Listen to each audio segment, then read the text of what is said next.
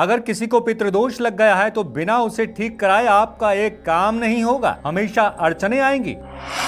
पितृदोष ठीक कराकर ही अकाल मृत्यु, अनहोनी, दुर्घटना, लंबी बीमारी, दरिद्रता या विकलांगता से बच सकते हैं।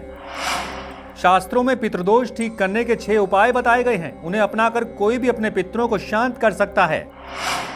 जब किसी व्यक्ति की कुंडली में पितृदोष होता है तो ऐसे व्यक्ति को अपने जीवन में कई तरह की बाधाओं का सामना करना पड़ता है। ऐसे व्यक्ति के विवाह में देरी होती है, सगाई टूट सकती है, वैवाहिक जीवन में तनाव रहता है। ऐसी महिलाओं को गर्भधारण में समस्याएं आती हैं, बच्चे की अकाल मृत्यु हो सकती है, जीवन में कर्ज और नौकरी में परेशानी आती रहती है। इसके अलावा ऐसे लोगों के घर में या परिवार में आकस्मिक निधन या दुर्घटना हो सकती है। लंबे समय से किसी बीमारी के चलते परेशान रह सकते हैं। परिवार में विकलांग या अनचाहे बच्चे का जन्म हो सकता है। ऐसे व्यक्ति को बुरी आदतों की लत भी लग सकती है। इसीलिए पितृदोष को तत्काल ठीक करने की जरूरत होती है ताकि कोई अनहोनी ना हो।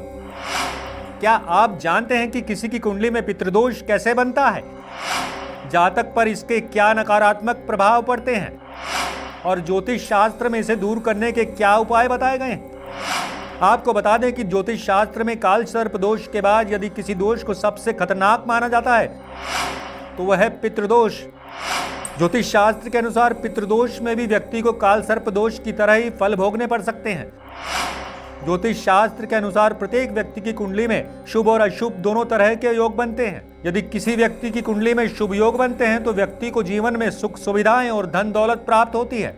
वहीं यदि किसी व्यक्ति की कुंडली में ग्रह नक्षत्रों के सहयोग से कोई अशुभ दोष का निर्माण होता है तो ऐसे व्यक्ति को जीवन में संघर्ष करना पड़ सकता है और सफलताएं बहुत कम मिलती हैं। ज्योतिष शास्त्र में बताए गए दोषों में सबसे प्रभावी दोष काल सर्प दोष और पितृदोष को माना गया है।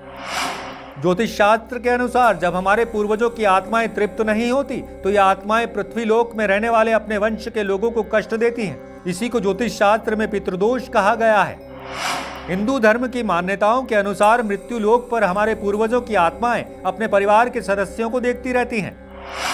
जो लोग अपने पूर्वजों का अनादर करते हैं या उन्हें कष्ट देते हैं, इससे दुखी दिवंगत आत्माएं उन्हें श्राप देती हैं और इसी श्राप को पितृदोष कहा जाता है। ज्योतिष घटनाओं के हिसाब से जब किसी व्यक्ति की कुंडली में लग्न भाव और 5वें भाव में सूर्य, मंगल और शनि विराजमान होते हैं तो पितृदोष बनता है। इसके अलावा कुंडली के अष्टम भाव में गुरु और राहु एक साथ आकर बैठते हैं तो भी पितृदोष का निर्माण होता है। जब कुंडली में राहु केंद्र में या त्रिकोण में मौजूद होता है तो पितृदोष बनता है। इसके अलावा जब सूर्य, चंद्रमा और लग्नेश का राहु से संबंध होता है तो जातक की कुंडली में पितृदोष बनता है। जब कोई व्यक्ति अपने बड़ों का अनादर करता है या फिर उनकी हत्या कर देता है तो ऐसे व्यक्ति को पितृदोष लगता है। आइए जानते हैं क्या है पितृदोष से मुक्ति के उपाय। पहला उपाय, यदि किसी व्यक्ति की कुंडली में पितृदोष है तो ऐसे व्यक्ति को उसका उपाय करवाना बहुत जरूरी होता है। ऐसे व्यक्ति को अपने घर में हर अमावस्या पर श्रीमद् भागवत के गजेंद्र मोक्ष अध्याय का पाठ कराना चाहिए।